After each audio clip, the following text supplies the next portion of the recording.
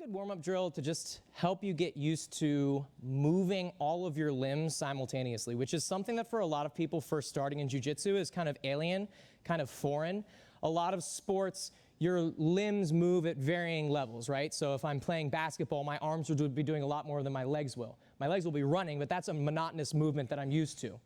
In jiu-jitsu, our legs and our arms are all doing very strange movements, and we're constantly framing and pushing and grabbing and pulling and hooking and all these weird, crazy things. So that drill is just a good way to help get you used to those movements. We're focusing on passing the guard, though, tonight. So we always start with a concept. Every time we introduce a new module in our 101 program, we always start with what's the concept that we're thinking about, the overarching thing that guides the techniques that we're going to learn. So our main concept tonight is going to be using our opponent's legs as levers to help us get around their hips and box their hips in. We call that passing the guard. So what we're going to look at tonight is we're going to look at what we call the knee cut, but we're going to be starting from the headquarters position that we worked on last week. So if you've been with us for the last couple of weeks, we've been working on a progressive chain or a system leading us to what we're doing tonight, passing the guard. Last week we swept, we got to the headquarters position, and now we're going to learn how to pass from there. Before we do that, though, I want to talk about a couple of miscellaneous things that we just want to have in our back pocket whenever we're trying to engage a guard position.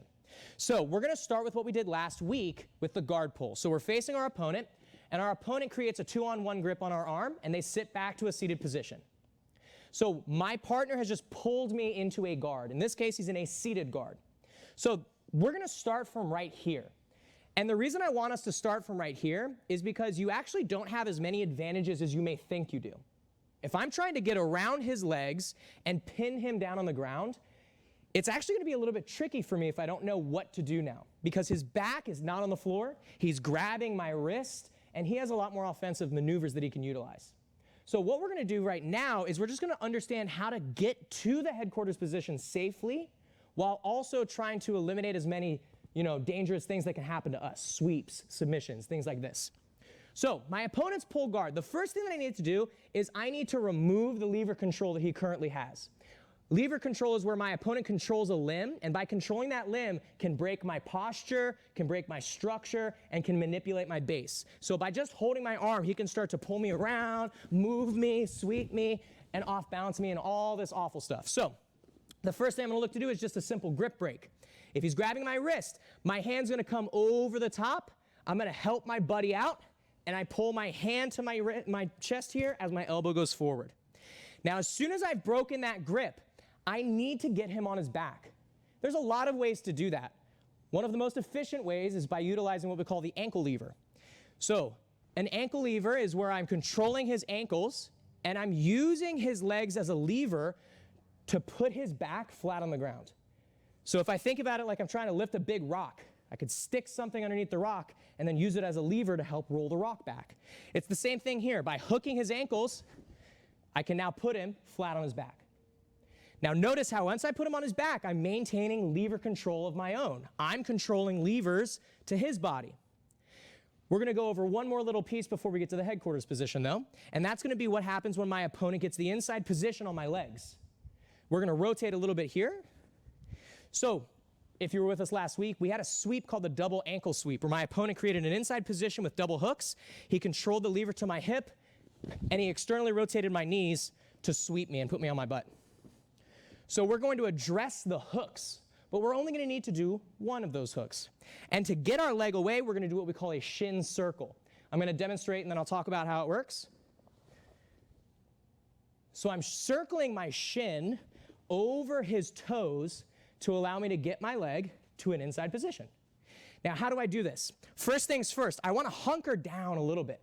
And I'm putting my hands on his legs to lower my center of gravity to make it so I'm less wobbleable, right? If I'm standing up straight and tall and he starts manipulating the lever to my hip, I'm flipping and flopping all over the place. So I want to be nice and low, and I'm just creating regulated tension with my frames on his arms here. So regulated tension refers to me not pushing and spanning as hard as I can, but I'm also not just cosmetically placing my hands here. It's the Goldilocks zone, right? I'm putting my hands on his legs with enough control to actually use these legs to my advantage. So to get one of these hooks out, I'm gonna drop my knee and my shin here down towards his bottom. So what I'm trying to look to do is pin his heel against his butt using my shin and my knee. Notice how my heel rotates up to the sky to allow me to drop my shin down. Once I'm in this position, we call it a shin circle because my shin is going to circle over his toes. A lot of people try to lift the leg. If I lift the leg at this point, look, I'm giving him a lot of lever control, and he's gonna start to use that to sweep me. So your thigh shouldn't move. Your shin is the part that I need to circle out. So I get my base, I drop my shin, and now I kick myself in the butt as I circle my foot to the inside. Guys, as soon as I'm here, look, we go right to headquarters. If you haven't been with us for the last week, we've been working on a position called headquarters where our feet are next to their pockets, if they had pockets on their pants. And I'm gonna be squatting my hips down on top of their shin, shortening this lever to reduce the amount of force it can generate. My right leg is jamming his opposite foot, so that way he can't high leg and step back to retain his guard. Once I'm here, we anchor ourselves by holding onto our opponent's gi with the collar and the outside pant grip.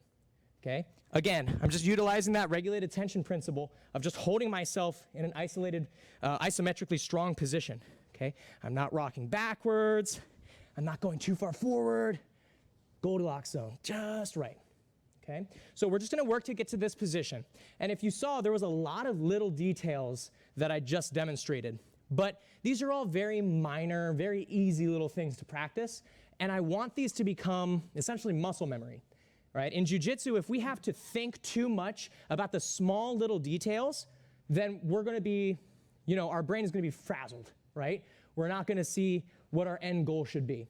So let's focus on these little details first, and then we'll talk about the guard pass. So let's demonstrate from the top. I'm gonna number everything that we're gonna do. So again, we're starting in a good grappling stance. My opponent gets a 2-on-1 grip, he pulls guard. So let's think about our alignment battle, base, posture, and structure. Right now, my structure is broken. So I'm gonna grip break, grab my hand, pull my hand out. I need to put him on his back. I get my ankle lever, and I put him on his back, okay, 2. Now, he's gonna get his hooks in between my knees. 3, we're gonna do our shin circle. And then the last piece, number 4, I get to my headquarters position, and now I'm ready to pass. Okay, I'll demonstrate once more without talking.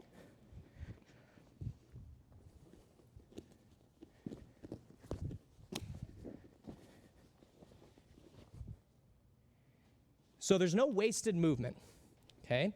If I move, there's a purpose behind it, all right? Would anyone like to see it again before we try it? Yes, sir? All right, guys, so again, we're here. My opponent's gonna pull guard on me. See how he's leaning forward? He sits down in a good seated guard. I grab my hand from the top, not from the bottom. I'm trying to break the grip out through the thumbs. That's the weak part of the grip. Here. As soon as I do, notice how I'm far away from his feet. If I let myself get too close to him like this, who cares about the grip break? He's gonna dummy sweep you now, right? He's already hooked your ankles. You're gonna be eating the mat pretty soon. So once I'm here, I'm away from his feet, I break the grip.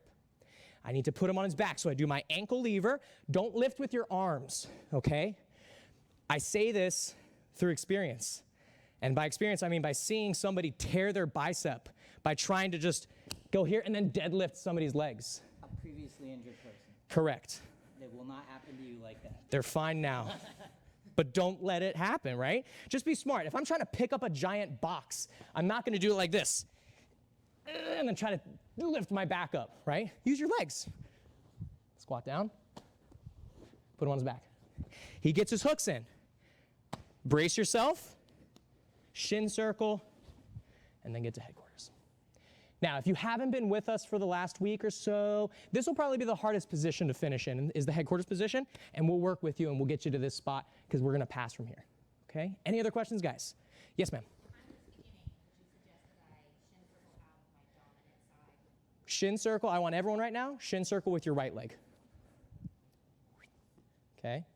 Because that's gonna be the knee that we're gonna cut with. Most of us are right-sided people, right? So it'll be easier for us to pass on that side. All right, guys, so let's practice this whole sort of section, this whole routine, all these little pieces and details, and then we'll get to our big technique tonight, our knee cut pass. Okay, ready, 1, 2, let's go. Okay, does anybody have any questions on what we just went over? I know that probably felt like a lot of stuff, right? There were a lot of little details and a lot of things that you were trying to do all at once. But remember, those are the miscellaneous details that oftentimes white belts don't actually get a chance to learn. You're just expected to know how to do those things very often. And so we want to actually make an effort to learn those little things. How do I put somebody on their back? What do I do when somebody has a hook on my legs? So often you'll just be taught a whole bunch of passes and then good luck actually using them, right? How do I get to the point to where I can pass? How do I not let somebody control me when I'm trying to get into a position, right? So these are the little details that, while mundane, while kind of like boring in a sense, they're really important and they're gonna help your overall game tremendously, I promise. Let's now work on an actual guard pass though. So guard passing in jiu-jitsu is often considered the most difficult thing to learn how to do because there's a lot of moving parts, and passing a good guard is probably one of the most difficult things to do in jiu-jitsu. So let's just for right now start from that headquarters position where we left off. Of course, you know, you can practice all the details as we did. So again, I'm here. So yep, just on your back for me, coach. Okay, so again, we're just gonna start here from the headquarters position. So let's remind ourselves what the point of this position is. The point of this position is to allow me to control my opponent's guard without needing to use my hands.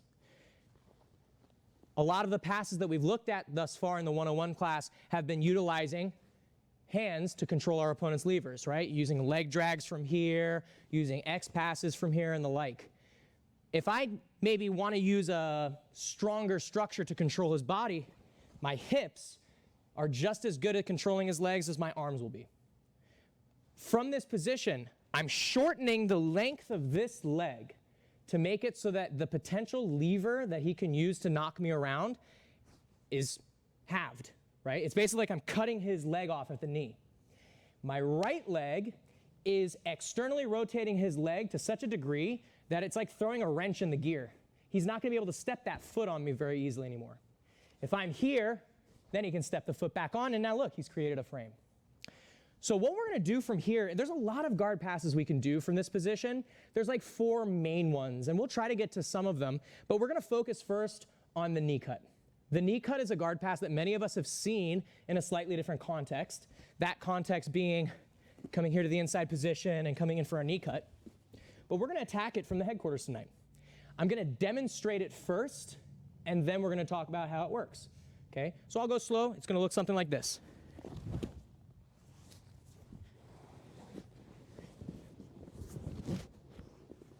So that should look familiar for anyone who's been in the 101 class for any period of time. But let's now look at how we're doing it from this position. So a knee cut is just as it sounds. I'm gonna be using my knee to cut through his guard, sometimes called a knee slide, sometimes called a knee slice. It's all the same. You choose whatever term you like. But how are we gonna do it from here? So the reason that we're gonna opt to do it from this position is because so often when people knee cut, they run into the knee shield. And the knee shield is when my opponent puts a knee in my path. And how often has this happened to any of you? Where I'm trying to pass his guard, boom, he puts his knee shield up, and now I'm just running into a wall. Okay, has this ever happened to anyone in here? Thank you for being honest. It happens to me every day. I know, right? It's the worst. Okay, you just wake up in the morning and there's a knee shield in your face. So I'm here, but notice the difference. On a good morning. On a good morning, right? Notice the difference though. I've already taken care of the knee shield because my right leg is externally rotating his knee away. So now, as I go to the knee cut, that knee shield is not a problem. So the first thing I'm gonna look to do is I'm gonna use my hand to hook his kneecap. So I'm using a hook grip here and I'm cupping his leg. I'm using this grip to help me open his knee out. Now I'm gonna need to get my right leg across his body to the opposite side of his hip. Now, a lot of times when people see this guard pass, they start to worry because they start to see that this knee is a little bit close to their groin, okay? Now, there's no need for me to drive my knee down. In this particular guard pass, my knee is going almost parallel with the ground. My knee is going this way. It's never going straight down into your opponent's body. So if you do get hit by your opponent, just understand they're doing it wrong. Be patient with them, okay? So from here, I'm cupping their leg with my hand. I need to get my knee across their body, but notice if I'm squatting super low like this, I can't shift this leg across. So I'm gonna start to raise my hips up just a touch, so that way I can pull this knee open and slide my leg across his body. Once I do this, we end up here in what we call the knee slide or knee cut position. My right foot is a post, sometimes called a kickstand. And this post is matching the force vector that he's going to be using to drive into me. Meaning as he pushes me and tries to knock me over, my leg is going to be used as like a kickstand to stop him from knocking me over. Once I'm here to finish the guard pass, we're going to let go with our right hand, and I'm going to look for an underhook. This underhook is going to prevent him from getting his own underhook and attacking my back. So I put my arm underneath his arm. I like to grab the dog collar. We call this the dog collar. I'm holding the back of his gi here. Now, to finish this guard pass, we're just going to go to side mount for right now. We're not going to go all the way to side mount. If you don't know what I mean, it looks like this. I'm going to slide my hips down to the floor and stop. My right elbow is creating a box on one side of his hip. My right hip is creating the other side of the box on the other side of his hip.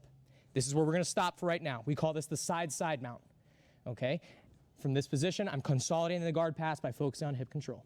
All right? And I'm done. So that's the very small motion, right? And so we've been building up to this like it's some big, huge deal. It's very simple, guys. So for right now, feel free. Just start in headquarters. This is totally fine. So I'm here in a good starting position. When I'm ready to pass, I hook the knee. I raise my hips up a little bit. I pull the knee open. As I slide, I'm doing a little shuffle to my left side. So my feet are playing follow the leader. As one foot steps out, the other foot needs to follow it. So I'm sliding, and like a domino effect, my knee collides with his leg, and I turn his knees to the side. As soon as I'm here, notice how his knee should be behind me. If we end up like this is incorrect. Okay, we need to make sure that we're staying in front of that leg. Now that I'm here, underhook, keep my head nice and low. I can control those opposite wrists if I need to. I slide and finish in side control. All right, let's show from the rear real quick here. So I'll start in headquarters. Slow motion, hook the knee, lift the hips up, shuffle. Notice how when I shuffle, I'm landing in knee cut position first. Don't get greedy and try to rush to this position. Stop right here. Lean your weight on them. Okay? Notice how my foot is still hooking his knee. I'm trying to control this lever as best as I can so he can't put his toes on the ground to generate base. I get my underhook. For those of you who are familiar, we can start to utilize our Pez dispenser to flatten him out, slide the hip to the ground, and finish in your side mount. Okay? I'll demonstrate again without talking. Here we go.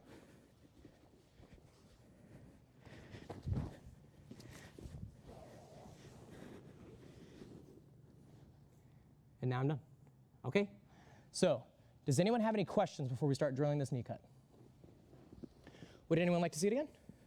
Yes, sir? Absolutely. Particular angle? Any particular way you want to see it? Sweet. Okay, so we'll do it like this one more time. Starting in headquarters. Grab the collar. Remember, I'm closing my knee-elbow space here. Okay? I don't want to have space. Closing my knee-elbow space. Hook the knee. Lift your butt up a little bit. Pull the knee open. Shuffle to your left. Put this leg on the ground. Okay? My thigh is against my own heel here. Okay? If I hover, he's going to go reverse de la Hiva. We don't want that.